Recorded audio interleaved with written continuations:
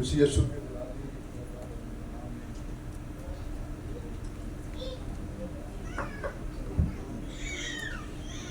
مسیح یسوع کے جلالی اور بابرکت نام میں آپ سب کو میرا سلام۔ سب سے پہلے ہم خدا یسوع مسیح کا شکر ادا کرتے ہیں کہ جس نے ہمیں اس خوبصورت سیمینار میں آنے کا فضل بخشا، اور اس کے بعد بزرگ بھائی البرٹ چاندی کے لیے، بھائی یوسف کے لیے، بھائی سیموئل کے لیے اور دیگر ان کی ساری ٹیم کے لیے، خوبصورت پرستش کے لیے، حمد و ثنا کے لیے ہم خدا ان کا شکر ادا کرتے ہیں۔ اور آج کا جو ٹاپک رکھا گیا ہے یہ بہت وسیع ہے، اور اس ٹاپک کو مد نظر رکھتے ہوئے وقت میں سمجھتا ہوں بہت کم ہے، لیکن ہمیں انتظام کے مطابق جو ہے وہ چلنے کی ضرورت ہے۔ اور آج بڑی خوشی کی بات ہے کہ to celebrate the completion of 25th year ministry of Bethlehem Church Dig Road، یعنی 25 سال پورے ہونے پر یہ روحانی جشن منایا جا رہا ہے۔ ایسا ہی ہے؟ پیچھے آواز آ رہی بھائی؟ تو آج کی آیت بھی جو خدا کے کلام میں سے رکھی گئی ہے، آج کی جو مرکزی آیت ہے وہ بھی بڑی خوبصورت ہے، کیونکہ خدا کا کلام بہت خوبصورت ہے۔ اور مکاشفہ 22 باب اس کی 12 آیت میں آپ کے سامنے آج کے جو اس سیمینار کی مرکزی آیت ہے اس کی تلاوت کروں گا۔ خدا ان کے کلام میں لکھا ہے، دیکھ میں جلد آنے والا ہوں اور ہر ایک کے کام کے موافق دینے کے لیے اجر میرے پاس ہے۔ خدا ان کے پاک کلام کے پڑھے اور سنے جانے پر خدا ان کی برکت ہو، آمین۔ کوشش کریں گے کہ مختصر ٹائم میں ہم قرآن کے کلام کو سیکھ سکیں، لیکن بہت مشکل ہے۔ میں اکثر یہ کہتا ہوں کہ 10-15 منٹ تو ہمیں سیدھا ہونے میں لگ جاتے ہیں، مطلب جتنا ٹائم مجھے دیا گیا ہے یہ تو میں اپنی کلیسیا میں اتنا ٹائم لیتا ہوں، لیکن پھر بھی ہم کوشش کریں گے کم وقت میں جو ہے، یعنی دریا کو کیا کرنے کی ضرورت ہے؟ تو خدا کا کلام ایک سمندر ہے۔ تو مکاشفہ کی کتاب جب آپ کھولتے ہیں تو پہلی بات ہم اس کے لغوی معنی کو تھوڑا سا دیکھیں گے، کیونکہ میں کوشش کروں گا کہ بھائی نے بڑی خوبصورتی کے ساتھ خدا کے کلام کو پیش کیا، اور میرے لیے وہ بہت مشکل ہو رہا ہے، لیکن تو بھی جو کچھ خدا نے مجھے بھی دیا ہے میں بھی آپ تک ضرور پہنچانے کی کوشش کروں گا۔ اس کا مطلب ہے بے نقاب کرنا۔ اگر آپ کے پاس نوٹ بک ہے، کیونکہ یہ سیمینار کا مطلب یہ ہوتا ہے کہ سیکھنا، یہ کنونشن میسج نہیں ہے، اس میں خدا کے کلام کو سیکھنا ہوتا ہے، تو سیکھنے کے لیے بہت زیادہ وقت چاہیے ہوتا ہے۔ تو آپ میرے ساتھ رہیے گا تاکہ ہم خدا کا کلام بہتر طور پر مختصر ٹائم میں سیکھ سکیں۔ بے نقاب کرنا، پوشیدہ راز کو افشا کرنا، اور تیسرے نمبر پر بھید کھولنا، پھر چوتھے نمبر پر پردہ اٹھانا۔ اور میں جیسے پہلے عرض کر رہا تھا کہ جب آپ مکاشفہ کی کتاب کو کھول لیں تو اوپر ہیڈنگ ہوتا ہے کہ یوحنا عارف کا مکاشفہ۔ تو بیسیکلی یہ یوحنا عارف کا مکاشفہ نہیں، بلکہ مسیح یسوع کا مکاشفہ ہے جو اسے خدا کی طرف سے ملا، اور مسیح نے یہ مکاشفہ اپنے فرشتے کی معرفت کس کو دیا؟ یوحنا کو دیا۔ تو اگر اس کو اس طرح سے لے، پہلے نمبر پر خدا، یسوع، فرشتہ، اور اس کے بعد یوحنا، اور اس کے بعد یہ کتاب یسوع مسیح اور اس کے رسولوں کی زمینی زندگی کے حالات کے متعلق، یعنی اس کی عام رسانی کے متعلق یہ بتاتی ہے۔ اور اس خط کو لکھا گیا تو اس کی اہمیت اور مقصد کو دیکھنا ہے کہ اس میں کیا ہے۔ مسیحی ایمان میں مضبوطی، मुश्किलात में साबित कदमी, वफादारी, अपनी जिंदगी, अल्लाही रफाकत, ये सारी चीजें जो है ये, क्योंकि जब ये खत लिखा गया तो उस वक्त ईमानदारों की इज़हार सानियों को मद्देनजर रखते हुए, क्योंकि वो बहुत सारी इज़हार सानियों का उनको सामना था, इसलिए यीशु मसीह ने ये मुकाशफा यूहन्ना को दिया ताकि ईमानदारों के पास क्या हो, एक जिंदा उम्मीद हो।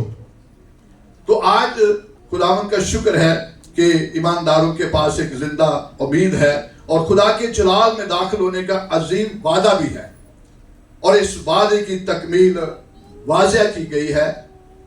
और मैंने शुरू में अपने मैसेज का एक पूरा पेज जो है वो छोड़ दिया है, क्योंकि अगर हम पैदाइश और मुकाशफा का मुआजना करें, लेकिन यहां नहीं कर सकते। यानी पैदाइश जो है वो बाइबल मुकद्दस की कौन सी किताब है, और मुकाशफा आखिरी। तो बाइबल मुकद्दस में ये पहली जो किताब है, इसमें इलाही मंसूबा की क्या है, इब्तदा है। मैं सिर्फ यही बताऊंगा। और आखिरी किताब में क्या है, इलाही मंसूबा की तकमील है। तो इसके बहुत सारे पॉइंट थे, और ये थोड़ा सा मुसन्नफ का अगर तारफ भी ना करवाया जाए तो मैं समझता इसको समझना थोड़ा सा हमारे लिए मुश्किल होगा। ये उस दौर की बात है जब शाहे दो मित्यान के दौरे हुकूमत की बात है, और ये उस वक्त जो है ये यूहन्ना अरब को जो है ये मुकाशफा उस वक्त मिला, और उसके बाद 11 तकरीबन 18 माह के लिए वो पतमस के जजीरा में जलावतन भी रखा गया। आप ये ना सोचिएगा कि मैं तफसील से बयान नहीं कर रहा, क्योंकि मैं कोशिश कर रहा हूँ कि कम वक्त में हम इसको थोड़ा सा जल्दी सीख सकें। और ये पतमस, उस वक्त पतमस का जो जजीरा था उसमें पता है कौन से लोग ज्यादातर रखे जाते थे, जो क्रिमिनल किस्म के लोग थे, जिन पर फौजदारी के मुकदमात थे। वो एक ऐसी जगह थी जो बहुत सख्त, आप कह लें मेहनत मुशक्कत के लिहाज से भी वहाँ कराई जाती थी। और उस वक्त यूहन्ना कहाँ पर खड़ा हुआ था, पतमस के जजीरा में खड़ा हुआ था। ये उस वक्त खुदा के कलाम में लिखा, मुकाशफा 4 बाब उसकी पहली 2 आयत में देखें तो लिखा कि को कहा कि ऊपर आ जा, तो यूहन्ना रूह में आ गया। तो ये उस वक्त जो है वो सारी चीज़ों को देखता है। और ये जो है ये मुकाशफा यूहन्ना ने 95 AD यानी एनो डोमनी, ये लातीनी वर्ड है, और in the year of our Lord यानी खुदावंद के साल में, BC हो तो फिर बिफोर क्राइस्ट होता है। ये उस मौजूदा जो आसिया की कलीसिया थी, ये इस वक्त मतलब उस वक्त जो है मौजूदा एशिया की कलीसियों तक इसको पहुंचाया गया, और जलावतनी के बाद वो आसिया के शहर इफसस में रहा, और पहली सदी ईस्वी के आखिर में वहीं पर उसने वफात पाई। ये मुख्तसर तौर पर ये उसका तारीफ था जो मैं समझता हूँ कि वो ज़रूरी था। अब आप बाकायदा अपनी मरकजी आयत की तरफ आते हैं। मुकाशफा 22 बाब उसकी 12 आयत, देख मैं जल्द आने वाला हूँ और हर एक के काम के माफिक अजर देने के लिए। लेकिन ये आयत जो है हमारे अजीम खादम यहाँ बैठे हुए हैं वो इसको पेश करेंगे। आदि ये हिस्सा जो है मेरे और भाई यूसुफ के हिस्से में आया, तो हम कोशिश करेंगे कि इस हिस्से को बेहतर तौर पर पेश कर सकें। और इस आयत के अंदर 4 पॉइंट हैं जिन पर हम गौर करेंगे। पहली बात, मसीह का जल्द आना हतमी और यकीनी है। नंबर 2, मसीह की पोशीदा आमद और ज़ाहरी आमद, यानी इसके 2 मराहल हैं। और तीसरी बात, क्योंकि मसीह जल्द आने वाला है, इसके आने की निशानियां क्या हैं, इस पर भी हम गौर करेंगे। और चौथी बात, यीशु मसीह की आमद सानी क्यों जरूरी है। پہلی بات، مسیح کا جلد آنا حتمی اور یقینی ہے. یعنی جب خداوند یسوع مسیح زمین پر تھے تو انہوں نے اپنے شاگردوں سے کہا، کیا کہا؟ یوحنا کی انجیل 14 باب اس کی پہلی آیت سے اگر ہم دیکھیں تو لکھا ہے، تمہارا دل نہ گھبرائے، تم خدا پر ایمان رکھتے ہو، مجھ پر بھی ایمان رکھو. میرے باپ کے گھر میں بہت سارے مکان ہیں، اگر نہ ہوتے تو میں تم سے کہہ دیتا، کیونکہ میں جاتا ہوں تاکہ تمہارے لیے کیا کروں؟ جگہ تیار کروں. اور اگر میں جا کر تمہارے لیے جگہ تیار کروں تو پھر کیا کروں گا؟ آ کر تمہیں اپنے ساتھ، تاکہ جہاں میں ہوں. اور یہ حتمی اور یقینی کیوں ہے؟ اس لیے کہ خداوند یسوع مسیح نے بذات خود جو ہے اپنی زبان سے یہ کہا، وعدہ کیا.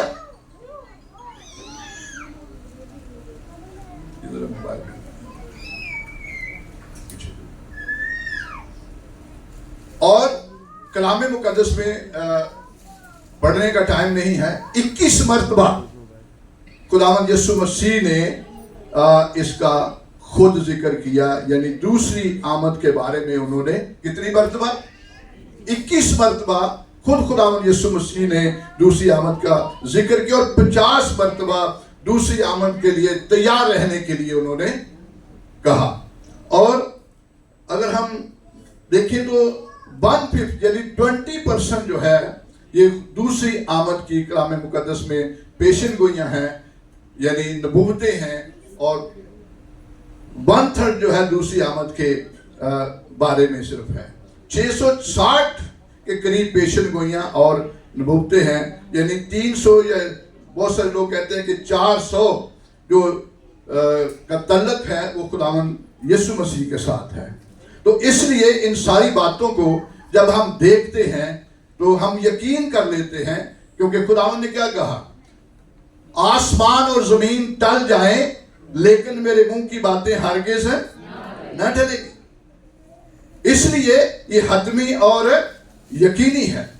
اور اس کے ساتھ ایک اور حوالہ ہے، اعمال پہلا باب اس کی 10 اور 11 آیت ہے.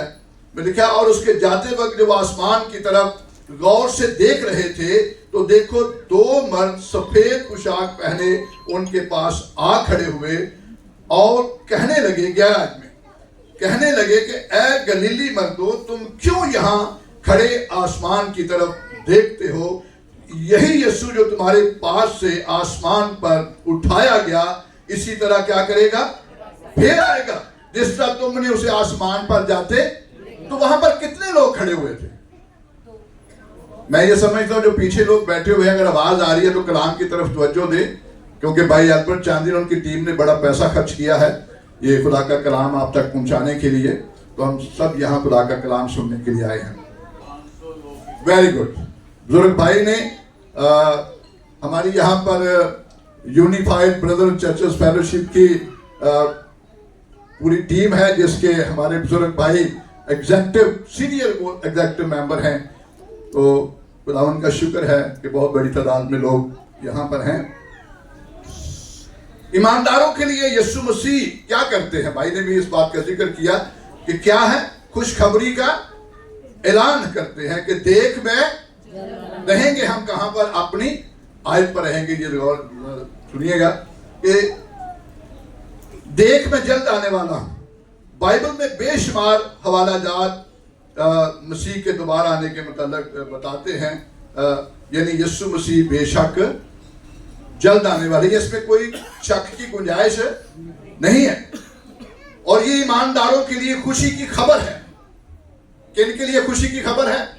ایمانداروں کے لیے خوشی کی خبر ہے. لیکن دنیا کے لیے یہ کون سا وقت ہوگا؟ یہ ججمنٹ کا وقت ہوگا، یہ عدالت کا وقت ہوگا. لیکن ایمانداروں کے لیے کیا ہے؟ یہ خوشی کا وقت ہے. اور بہت سارے حوالہ جات ہیں، ہم پڑھیں گے نہیں کیونکہ وقت بہت ہو جائے گا. متی کے اگر نوٹ کرنا چاہیں، متی کے انجیل 24 باب اس کی 30 آیت ہے، پھر متی 25 باب اس کی 31 آیت ہے، پھر لوکا 21 باب اس کی 27 آیت ہے، مکاشفہ 22 باب اس کی 20 آیت ہے. تو جیسا کہ ہم نے پہلے پوائنٹ میں کیا دیکھا کہ خداوند یسوع مسیح کی دوسری آمد حتمی اور یقینی ہے. اور اس طرح اب ہم دوسرے پوائنٹ کی طرف آتے ہیں، اور جس میں دوسری مطلب آمد ثانی کا ذکر ہے، یعنی آمد کے 2 مراحل پر اس پوائنٹ میں ہم غور کریں گے. یعنی یسوع مسیح کی آمد ثانی کے 2 مراحل ہوں گے، پوشیدہ آمد اور ظاہری آمد. اس کا تھوڑا سے وقت میں ہم موازنہ کریں گے کہ پوشیدہ آمد جو ہے یہ کن کے لیے ہے؟ یہ صرف اور صرف مقدسوں کے لیے ہے، ایمانداروں کے لیے ہے. یعنی پہلے خداوند یسوع مسیح ان کے لیے آئیں گے جو ایماندار ہیں، زندہ اور مردوں کے لیے. اگر آپ حوالہ پڑھیں پہلا تسلیکیوں اور اس کا 4 باب اس کی 13 سے 17 آیت میں لکھا ہے. 13 سے میں پڑھوں گا. اے بھائیو ہم نہیں اگر میں تھوڑا سا تیز بولوں تو آپ برا نہ منائیے، کیونکہ وقت کو مجھے کور بھی کرنا ہے، کیونکہ سٹڈی میں اور تھوڑا سا فرق ہوتا ہے، لیکن ہم کوشش کریں گے. یعنی خدا کے کلام میں لکھا ہے، بھائیو ہم نہیں چاہتے کہ جو سوتے ہم کی بابت تم ناواقف رہو، تاکہ اوروں کی مانند جو نا امید ہیں غم نہ کرو. کیونکہ جب ہمیں یہ یقین ہے کہ یسوع مر گیا اور جی اٹھا، تو اسی طرح خدا ان کو بھی جو سو گئے ہیں یسوع کے وسیلہ سے اسی کے ساتھ لے آئے گا. چنانچہ ہم تم سے خداوند کے کلام کے مطابق کہتے ہیں کہ ہم جو زندہ ہیں سوئے ہوئوں سے ہرگز آگے نہ بڑھیں گے. 16 میں دیکھیں کہ خداوند خود آسمان سے للکار اور مقرب فرشتہ کی آواز اور خدا کے نرسنگے کے ساتھ اتر آئے گا، اور پہلے تو وہ جو مسیح میں ہوئے جی اٹھیں گے، پھر ہم جو زندہ باقی ہوں گے ان کے ساتھ بادلوں پر اٹھائے جائیں گے، تاکہ ہوا میں کیا کریں خداوند کا. یہ آدھی آیت میں اس لیے پڑھتا ہوں کہ آپ آیت مکمل کریں، کیونکہ اسی بھی لگا ہوا ہے، سکون بھی بہت ہے، یہ نہ ہو کہ کسی کو نیند آ جائے. اسی کے ساتھ ایک اور حوالہ دیکھیں گے، عبرانیوں 9 باب اس کے 28 آیت میں لکھا ہے، اسی طرح مسیح بھی بہت لوگوں کے گناہ اٹھانے کے لیے قربان ہو کر دوسری بار بغیر گناہ کے نجات کے لیے ان کو دکھائی دے گا. کن کو دکھائی دے گا؟ جو اس کی لگتا پچھلے ہم سمجھ نہیں آیا. یہ کن کو دکھائی دے گا؟ سب کو دکھائی دے گا؟ صرف ان کو دکھائی دے گا جڑے تواڈے ورگے گور میں کلام سن رہے ہیں، جو اس کی راہ دیکھتے ہیں. ان دونوں آیات میں ایک مخصوص گروپ کا ذکر ہے. وہ کون سا گروپ ہے بھائی؟ بولیں بھائی. اگے والے داسی رہنے میں جانے پچھلے والے بھی تھوڑے دیر. وہ ایمانداروں کا گروپ ہے، مگر صرف وہ جو اس کی راہ دیکھتے ہیں تو یہ اس کی پوشیدہ آمد ہوگی جو صرف کلیسیا کے لیے ہوگی. اور دوسری آمد جو ہے کون سی آمد ہے؟ ظاہر آمد ہے. ٹھیک ہے. اور یہ کس کے لیے ہوگی؟ یہ پوری دنیا کے لیے ہوگی. جیسے مکاشفہ پہلا باب اس کی 7 آیت میں لکھا ہے، اس سے پہلے بھی ہم اس کا ذکر خدا کے خادم کے وسیلہ سے سن چکے ہیں کہ ہر ایک آنکھ اسے دیکھے گی، یعنی ساری دنیا اسے دیکھے گی. تو یہ اس کی آمد ثانی یعنی ظاہرہ آمد ہوگی. ہر ایک آنکھ اسے دیکھے گی، یعنی جنہوں نے اس کو چھیدا تھا وہ بھی کیا کریں گے؟ اس کو دیکھیں گے. لیکن پوشیدہ آمد میں ایسا نہیں ہوگا. جیسے متی کے انجیل میں لکھا ہے کہ ایک لے لیا جائے گا. 2 آدمی کھیت میں کام کر رہے ہوں گے، ایک لے لیا جائے گا اور ایک 2 عورتیں چکی پیس رہی ہوں گی. تو اسی طرح آپ میں شاید کسی نے بہت عرصہ پہلے ایک ایسی مووی تھی جس میں وہ دکھا رہے تھے کہ 2 آدمی مطلب 2 پائلٹ ہوتے ہے نا، ایک غائب ہو گیا، وہ پریشان ہو گیا. 2 بندے بس میں سفر کر رہے تھے، اس کی 7 والی سیٹ والا کہاں چلا گیا اس کو پتہ ہی نہیں. ٹھیک ہے. ٹرین میں سفر کر رہے تھے 7 والا، تو وہ وقتی طور پر وہ جو ساتھ بیٹھے ہوئے تھے وہ پریشان ہو رہے تھے کہ یہ ابھی تو شخص میرے ساتھ بیٹھا ہوا تھا، یہ بہن میرے ساتھ بیٹھی ہوئی تھی، یہ میرے ساتھ کام کر رہی تھی، ابھی یہ کہاں چلے گی. تو ان کے عزیز وقتی طور پر بہت پریشان ہوں گے. ہوتا ہے نا ایسا. اور وہ کیا کریں گے؟ وہ اخباروں میں بھی دیں گے، ٹی وی میں بھی دیں گے، اشتہارات بھی دیں گے. یہ سب کچھ کیا ہوگا؟ یہ وقتی ہوگا. تو دوسری آمد جو ہے یہ کہاں پر ہوگی؟ یسوع مسیح کہاں پر آئیں گے؟ کوہ زیتون پر اتریں گے. یعنی ظاہر آمد کے وقت وہ زیتون کے پہاڑ پر اتریں گے. اس کی بڑی زبردست پیشن گوئی ہے. زکریا نبی کی معرفت جو ہے وہ خدا نے پیشن گوئی کی. 14 باب اس کی 4 آیت میں لکھا ہے، اور اس روز وہ کوہ زیتون پر جو یروشلم کے مشرق میں واقع ہے کھڑا ہوگا، اور کوہ زیتون بیچ سے پھٹ جائے گا اور اس کے مشرق سے مغرب تک ایک بڑی وادی ہو جائے گی، کیونکہ آدھا پہاڑ شمال کو سرک جائے گا اور آدھا جنوب کو. یعنی تمام فرقوں میں مسیح کی آمد کو لے کر کچھ مختلف خیالات پائے جاتے ہیں، کیونکہ یہ ٹاپک اتنا آسان نہیں ہے، اس کو سمجھنا تھوڑا سا مشکل ہے. مختلف خیالات پائے جاتے ہیں، لیکن ایک چیز جو ہے وہ تمام مسیحیوں کے اندر کامن ہے. وہ کیا ہے؟ تمام مسیحیوں میں ایک بات عام ہے کہ مسیح واپس ضرور آئے گا. کتنے لوگوں کا ایمان ہے؟ پریز اللہ.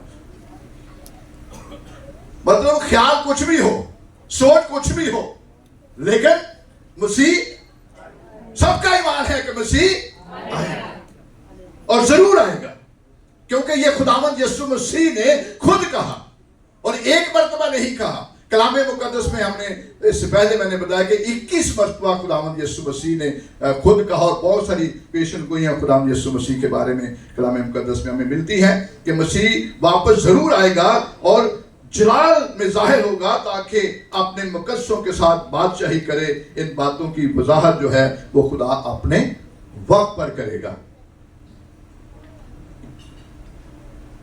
اسی کے ساتھ میں نے جو 4 پوائنٹ بتائے تھے اس کے ہم تیسرے پوائنٹ کی طرف آتے ہیں.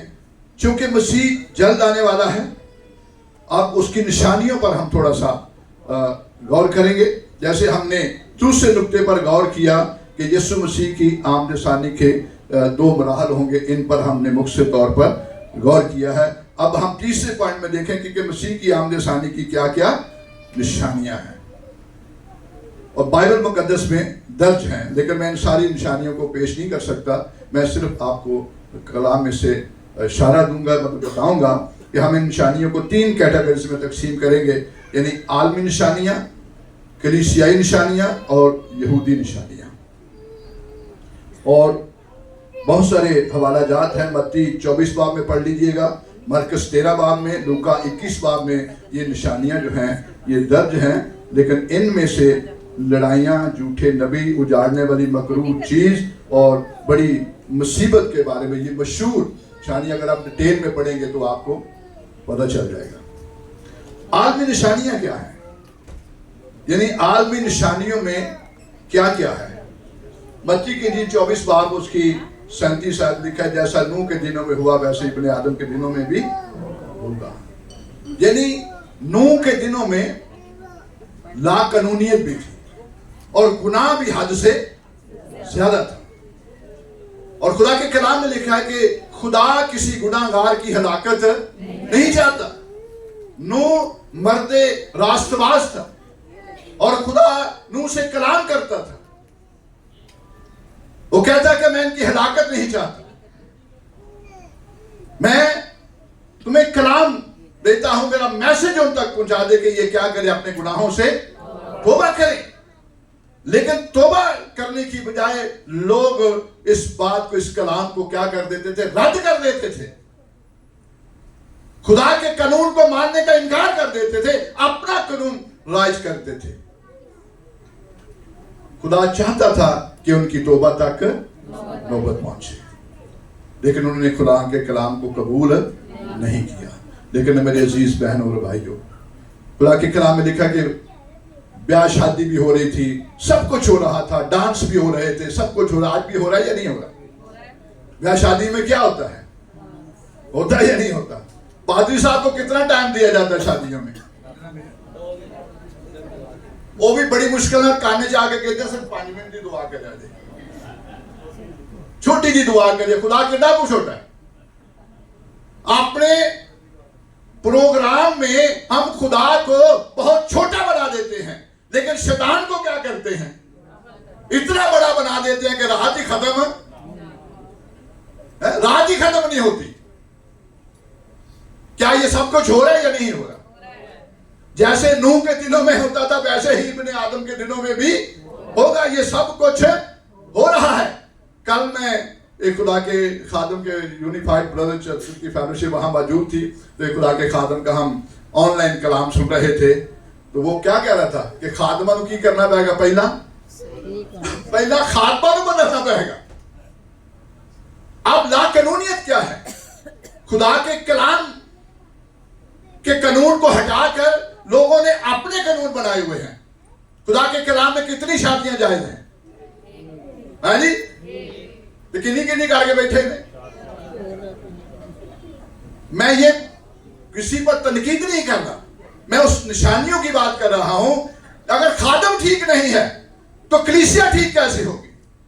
पहले खादम को ठीक होना है, फिर कलीसिया ठीक होगी। और वो खादम जो 2 बीवियां करता है, कलाम के मुनाफी काम करता है, वो कैसे कलीसिया को कहेगा कि एक ही करो? करेगा? कभी नहीं मना करेगा। वो कहेगा जो मैं खुद कीता है ते अमल बाकी होता है, अमल होता है। यानी रोल मॉडल आपको बनना है। ऐसा ही मिजाज रखो जैसा मसीह यीशु का भी था। आपकी जिंदगी अगर आप यीशु के फॉलोअर है तो आपको यीशु मसीह जैसी जिंदगी गुजारने की जरूरत है, और आपके लीडर को जो है एक नमूना बनने की जरूरत है। अमेरिका में देखें, और भी बहुत सारे ऐसे ममालिक होंगे, मैं ज्यादा मुल्कों के बारे में तो नहीं जानता, वहां भी बहुत बड़ी लाकानूनियत है, गुनाह जोरों पर है। यानी मर्द ने मर्द से क्या की हुई है? औरत ने किसके साथ शादी की है? औरत के साथ। ये खुदा के कलाम में है, ये लाकानूनियत है। गुनाह का इतना जोर है। मेरे बड़े दामाद हैं, वो अमेरिका में हैं, और उनके पास बहुत बड़ा एक चर्च है। और वो जब नए गए तो उन्होंने गुनाह पर तालीम देना शुरू की। तो वो लोग पता आकर क्या कहते थे? ये आप क्या तालीम दे रहे हैं? खुदा तो मोहब्बत है, आप ये ना बताएं हमें मोहब्बत के बारे में बताएं। क्योंकि एक गल उन्होंने की लगती सी। तो आज भी बहुत सारे लोगों को ये बातें जो है अच्छी नहीं लगती। तो हमें इन चीजों को देखना है कि यानी क्या मैं और आप अपने घरों से, अपनी कलीसिया से, अपनी जिंदगियों से गुनाह को दूर करते हैं या नहीं करते? क्या घरों के अंदर इबादत करते हैं कि नहीं? क्या हम घर के अंदर बाइबल पढ़ते हैं कि नहीं? दुआ करते हैं कि नहीं? इसकी बहुत ज्यादा कमी है। एक बहुत अरसा पहले हमारी एक कन्वेंशन थी जिसमें हमारे बुजुर्ग भाई भी स्पीकर थे और मैं भी था। तो मैंने 1000 से ज्यादा लोगों की तादाद होगी, तो मैंने एक सवाल किया कि कितने लोग हैं जो अपने बच्चों को घर पे बाइबल स्टडी कराते हैं? तो एक बहन थी 1000 लोगों के दरमियान में, उसने हाथ खड़ा किया। मैंने कहा बहन जी बहुत शुक्रिया, तो तसल्ली हो गई है कि खाली नहीं गया हाल, पता कम से कम दिक्कत है। और आप हमारे अपने पड़ोसियों को देखें, वो कुरान की स्टडी के लिए बाकायदा फीस अदा करते हैं। यानी अपने घरों पर बच्चों को तालीम देने के लिए कारी को, मौलवी को बता। हमारे अंदर कितना रुझान है अपने बच्चों को बेसिक एजुकेशन। अच्छी बात है, हम अपने बच्चों को बड़े बड़े स्कूलों में दाखिल कराते हैं, कॉलेज में दाखिल कराते हैं, लेकिन सबसे जो बेसिक तालीम है वो हमारी बाइबल है। आज हमारे बच्चे जब बड़े होते हैं तो वो गुमराह हो जाते हैं, राह-रवी का शिकार होते हैं। तो अब बताइए, अब मैं तो कुछ नहीं आपको बता सकता, तो कि पर्ची आ गई है, अभी तो मैंने शुरू किया है। अब मुझे बता दें, जैसे आप कहते हैं मैं वैसे ही करता हूँ। हाँ जी, चलें जी, ठीक है जी। मत्ती की इंजील 24 बाब 6 से 7 आयत में लिखा है, और तुम लड़ाइयाँ और लड़ाइयों की अफवाह सुनोगे, खबरदार घबरा ना जाना, इन बातों का वाज़ह होना ज़रूर है, लेकिन इस वक्त खात्मा ना होगा। आज मुख्तलिफ मुल्कों में आप देखें इसराइल फ़लस्तीन की जंग है और दीगर ममालिक के अंदर ये सब कुछ हो रहा है, और अमन कॉन्फ्रेंस वगैरह ये सब इसलिए करते हैं। तो ये सारी वो निशानियां हैं जो यीशु मसीह के जल्द आने को पेश करती हैं। और फिर जैसे हमने पहले भी सुना कि पहला तिमोथी 4 बाब पहली आयत में लिखा है, लेकिन रूह साफ फरमाता है कि आइंदा ज़मानों में बाज़ लोग गुमराह करने वाली रूहों और शायातीन की तालीम की तरफ मतवज्जो होकर ईमान से बरगश्ता हो जाएंगे। यानी इसके अंदर दूसरा तिमोथी 3 बाब उसकी 5 आयत देखें, लेकिन ये जान रख के आखिर ज़माना में बुरे दिन आएंगे, क्योंकि आदमी खुद गर्ज, ज़र, दोस्त, शेखी बात, मगरूर, बदगो, माँ बाप के नाफरमान, ना शुक्रे, ना पाक, तबई मोहब्बत से खाली, संग दिल, तोहमत लगाने वाले, बेज़ब, तुन मिजाज, नेकी के दुश्मन, दगाबाज, ढीठ और घमंड करने वाले, खुदा की निस्बत ऐशो इशरत को ज़्यादा दोस्त। आज लोगों के अंदर रूहानी घमंड भी बहुत है, लेकिन और एक हस्ती थी उसके अंदर भी रूहानी घमंड था, और उस रूहानी घमंड की वजह से वो आसमान से ये वक्ती होता है, और हमें आज भी इनकसारी के साथ इन बातों को लेकर चलना है। और चर्चेस के अंदर भी जो है दुनिया आ गई है, और मुख्तलिफ अभी तालीमों की भी जिक्र हुई, तो बिदात भी आई हैं और बहुत ज़बरदस्त इनका इजाफा है, झूठे नबी भी हैं, और इज़हार शानियों को लेकर मसीहों, यानी दुनिया के अंदर दो ख़ानदान हैं, एक शैतान का है और इस वक्त ज़्यादातर जो इज़हार शानी आप देखें दूसरे मज़ाहब पर नहीं है जितनी मसीहों पर है, क्योंकि वो ज़्यादातर दुश्मन किसका है? मसीहों का है, ईमानदारों का है। और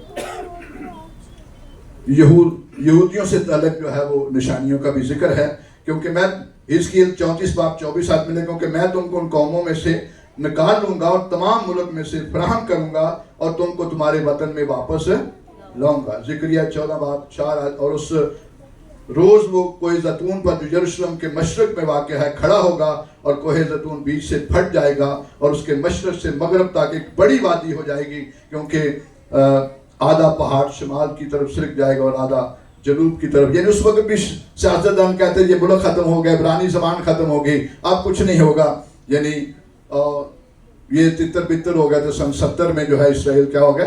तितर बितर हो गया, मुख्तलिफ मुल्कों में जाकर ये बस गए। लेकिन इस पेशन गोई के मुताबिक आज वो इसराइल में वापस आ चुके हैं। कब हुए? 1948 में। 1900 साल वो तितर बितर है, एक बहुत बड़ा अरसा है। और आज आप अगर उनको देखें तो जितनी भी प्रोडक्ट है दुनिया के अंदर वो ज्यादातर किन की है?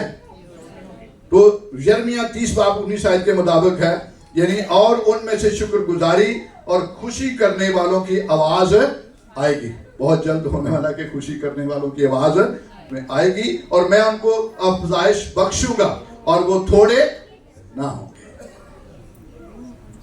मैं उनको शौकत बख्शूंगा और हकीर न जानूंगा। मैंने प्रोडक्ट के बारे में बता दिया है कि ये वाकई अहम यहूदी के मुतालिक कलाम मुकद्दस में अलामतें हैं जो हमारे खुदावंद यीशु मसीह की आमद सानी को मुमकिन बनाती हैं कि देख मैं जल्द आने वाला हूं।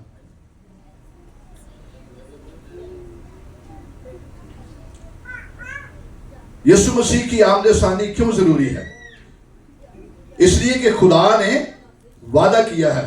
पैदाइश 49 बाब उसकी 10 है, यहूदा से सल्तनत नहीं छूटेगी और ना उसकी नस्ल से हुकूमत का असा मकूफ होगा जब तक शरू ना आए और कौमें उसकी मती होंगी। और ये शरू जो है ये मसीह से इसको तशबीह दी गई है। तो सवाल ये है कि क्या कौमें उसकी मती हो गई हैं? कितने लोग कहते हैं हाँ जी? अभी नहीं हुई।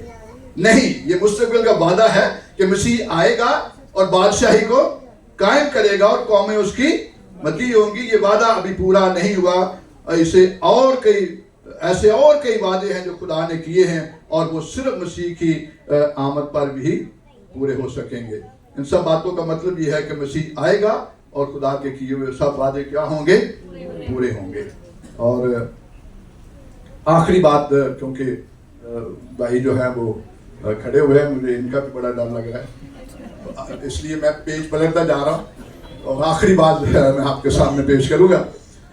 دیکھیں جب ٹائم آپ ساتھ رکھیں گے تو پھر کلام ہم جو ہے وہ, کیونکہ میرا بھی فوکس کس پہ ہے, ٹائم پر ہی ہے اور آپ کا بھی ٹائم پر ہے.